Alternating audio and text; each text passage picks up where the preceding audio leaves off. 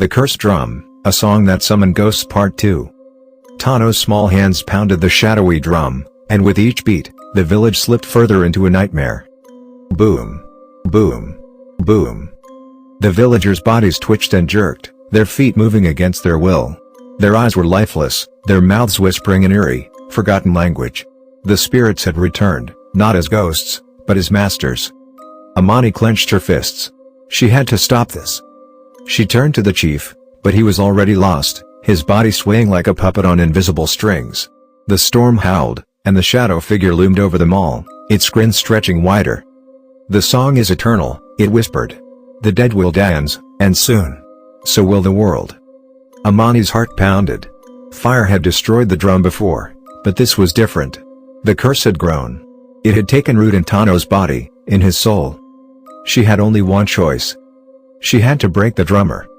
Amani lunged forward, dodging the dancing villagers.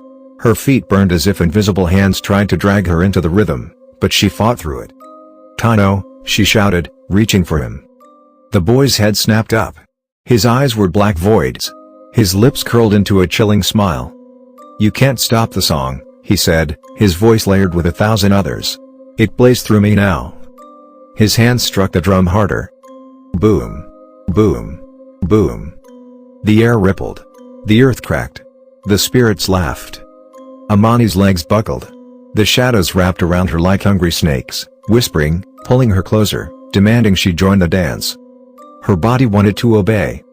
No. She gritted her teeth. She had to move. She had to. Then she saw it. Tano's shadow.